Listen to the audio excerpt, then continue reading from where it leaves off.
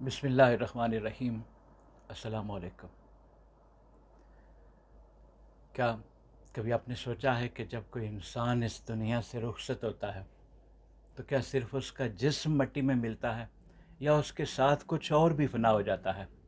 ہم کس سمت جا رہے ہیں جہاں رشتے صرف نام کے رہ گئے ہیں، جہاں محبت صرف لفظوں میں سمٹ گئی ہے، جہاں انسانیت آخری سانسیں لے رہی ہے، ضمیر مر چکے ہیں؟ یہ اس معاشرے کی بے حسی کا وہ گھاؤ ہے جو نسل در نسل گہرا ہوتا جا رہا ہے اور ہمارے بے حس ہوتے ضمیر کا نوحہ ہے۔ آج ہم ایک ایسی داستان سننے جا رہے ہیں جو نہ صرف دلوں کو دلا دے گی بلکہ ہمارے ضمیروں کو جھنجھوڑ کے رکھ دے گی، یہ سوال کرنے پر مجبور کر دے گی کہ کیا ہم واقعی اتنے مادیت پرست ہو چکے ہیں کہ ہمارا اپنا لہو بھی پانی ہو چکا ہے۔ یہ کہانی ہے ایک ماں کی، ایک عظیم فنکارہ کی، جس کی زندگی کا انجام ہمارے معاشرتی رویوں پر ایک زوردار تماشا ہے۔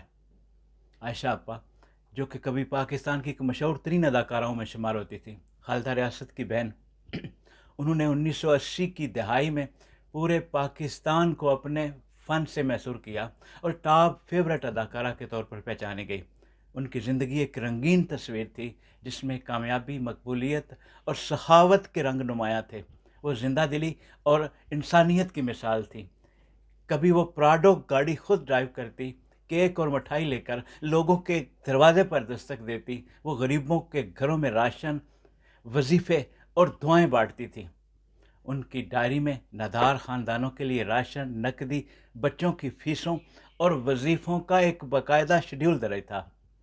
پھر 10-15 برس پہلے نہ جانے ان کے من میں کیا سمائی، انہوں نے ایک دن دل بڑا کیا اور اپنی ساری جائیداد اپنے بچوں کے نام ٹرانسفر کر دی۔ اس کے بعد جو ہوا وہ شاید کہنے کے قابل نہیں۔ یہ وہی تھا جو ہمیشہ سے ہوتا آیا ہے۔ عائشہ آپا کی اولاد چند ہی مہینوں میں ان سے اکتا گئی۔ عائشہ آپا کا ایک بیٹا اسلام آباد میں چک شہزاد میں 8 کنال کے فارم ہاؤس کا مالک ہے جو لگژری زندگی گزار رہا ہے۔ دوسرا بیٹا کراچی ڈیفنس خیابان بحریہ میں اپنی بیوی اور بچوں کے ساتھ 4 کنال کے محل نما مکان میں بھرپور زندگی گزار رہا ہے۔ بڑے بڑے بینک بیلنس، کراچی اور اسلام آباد میں کروڑوں کی پراپرٹی کے وارث ہیں یہ دونوں بچے۔ لیکن ماں ایک فلیٹ میں تنہا، خاموش، بے زبان، بے نشان پڑی رہی۔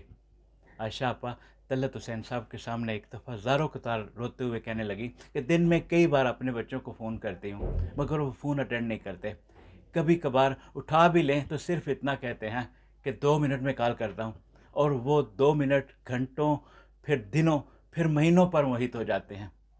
عائشہ آپا کہتی رہتی ہیں کہ فون میں ان کی آنکھیں دروازے پر جمی رہتی، فون ہاتھ میں ہوتا، ساری رات انتظار میں گزرتی، لیکن کسی ایک کا بھی فون نہیں آتا۔ جائیداد بچوں کے نام کرنے کے بعد ان کی زندگی بدل گئی۔ اب وہ فلیٹ کے باہر بے چینی سے ٹہلتی رہتی، بڑبڑاتی، تھک کر چور ہو جاتی اور بیٹھ جاتی، اور پھر اٹھا بھی نہیں جاتا تھا۔ اچانک چیخیں مار کے رونا شروع کر دیتی، اور جب انہیں اپنی اس حالت کا احساس ہوتا تو ایک دم چپ کر جاتی۔ پڑوسی قریب آتے تو ڈانٹنا شروع کر دیتی۔ کچھ ہفتوں سے تو وہ رات کو بھی فلیٹ سے باہر آنا چھوڑ چکی تھی، کبھی کبھار چند منٹوں کے لیے دکھائی دیتی تھی، پھر پاؤں کا فریکچر ہو گیا اور پھر خاموش ہو گئی۔ آخر اس کی سانسیں بند ہو گئی۔ لیکن اس بار جب خاموشی خاصی طویل ہوئی، جب پڑوسیوں نے فلیٹ میں سے عجیب سی بدبو محسوس کی، دروازہ توڑ کر دیکھا تو وہ مر چکی تھی۔ کئی دن ہو چکے تھے، لاش گل چکی تھی۔ 8 دن تک کسی نے خبر تک نہیں لی کہ ماں کس حال میں ہے، اور اولاد، ان کو تو شاید علم بھی نہ تھا، یا شاید علم تھا مگر وقت نہ تھا، محبت نہ تھی، ضمیر مر چکا تھا۔ یہ انسانی بے حسی کی انتہا ہے کہ ایک ماں جس نے اپنی زندگی اپنے بچوں کے نام کر دی، اکیلے اس اذیت میں مر جاتی ہے۔ ان کی موت تنہائی کے اس زہر سے ہوئی جو اولاد کی بے رخی نے ان کے اندر گھول دیا تھا۔ ہم اس ماں کے مرنے پر نہیں رو رہے، ہم اس معاشرے کے مرنے پر رو رہے ہیں جہاں ماں کی زندگی کے لیے محبت نہیں، موت کے بعد میڈیا پر تعزیت کے بیان دیے جاتے ہیں۔ ماں کے سانسوں کی آواز کوئی نہیں سنتا، لیکن اس کی لاش پر چادریں چڑھانے والوں کی لائنیں لگ جاتی ہیں۔ یہ صرف عائشہ آپا کی کہانی نہیں، یہ اس ماں کی کہانی ہے جو ہر گھر میں ہے، جو اپنی اولاد کی خوشیوں کے لیے جیتی ہے اور انہی کی بے حسی سے مرتی ہے۔ عائشہ آپا کی موت محض ایک فرد کا انتقال نہیں، یہ ہمارے معاشرتی ڈھانچے پر ایک ایسا سوالیہ نشان ہے جو انسانیت، رشتے اور قدر و قیمت پر سوال اٹھاتا ہے۔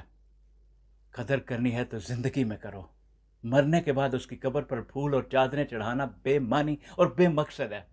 یاد رکھو، جائیداد بانٹنے سے پہلے سوچو، کہیں ایسا نہ ہو کہ تم ہاتھ پاؤں نہیں اپنی پہچان کاٹ کر دے رہے ہو۔ یہ واقعہ ہمیں جھنجھوڑ کر رکھ دیتا ہے کہ جب تک آپ کے ہاتھ پاؤں ٹھیک کام کرتے ہیں، اپنی جائیداد اپنے بچوں کے نام ٹرانسفر نہ کریں، چاہے وہ کتنے ہی ترلے کریں۔ جس دن جائیداد نام کی تو اس دن آپ نے اپنے ہاتھ پاؤں کاٹ کے ان کو دے دیے۔ عائشہ آپا کا المناک انجام ایک سبق ہے، ایک تنبیہ ہے کہ یہ بے حسی ہمارے معاشرے کو نگل لے گی۔ لوگوں، اپنے اندر کے احساس کو مرنے مت دو۔ حضرت علی کرم اللہ وجہہ کا فرمان ہے، کوئی انسان اتنا ہی قیمتی ہوتا ہے جتنا اس کے اندر احساس ہے۔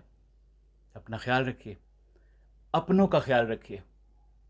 بہت شکریہ۔ السلام علیکم۔